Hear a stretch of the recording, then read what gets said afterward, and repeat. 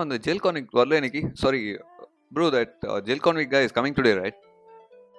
It'll be interesting to speak to him, man. Let him come. What are you making? That flow is coming now, so be ready, okay?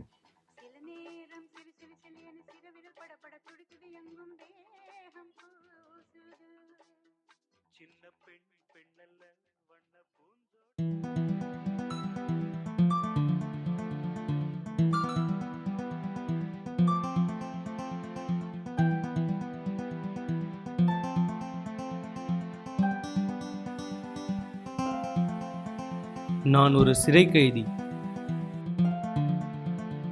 30 வருடங்களாக இந்த உலகத்தை பார்க்காத நான் விடுதலையாகி பார்க்க வருகிறேன். ஆனால் என் மனசாட்சி உறுத்துகிறது. எல்லாம் மாறிவிட்டது.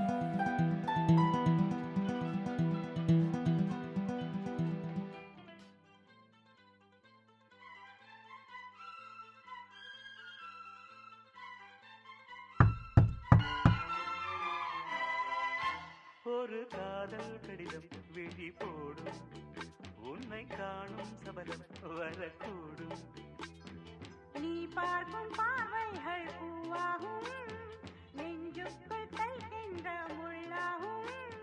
கண்ணே என் கண்பட்ட காயம்.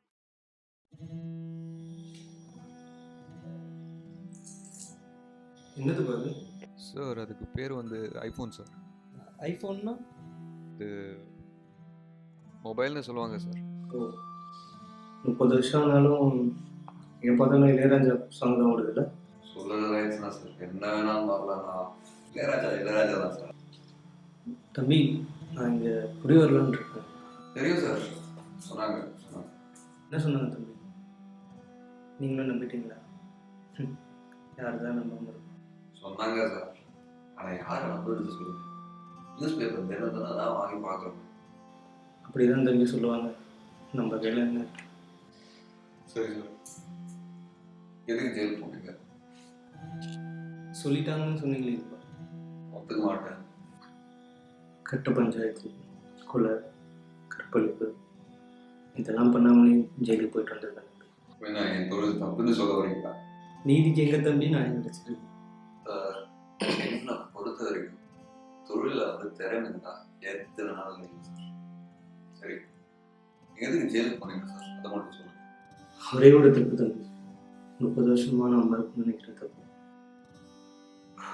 சார், கௌதம் மேனன் படம் மாதிரி போயிருக்குது சார். கௌதமா? யாரு?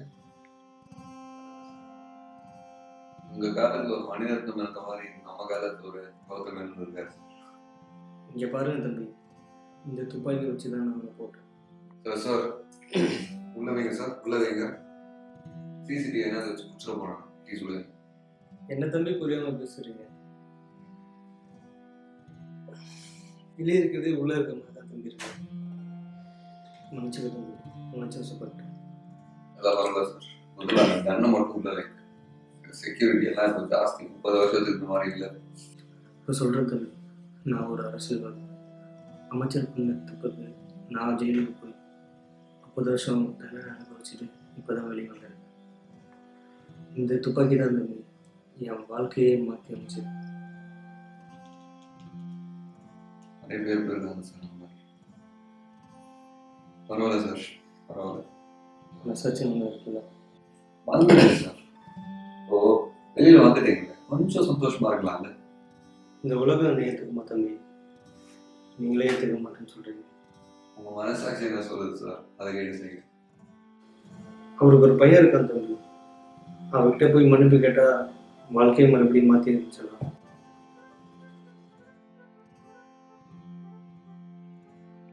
அவர் சொன்ன அந்த பையன் நான் தான்.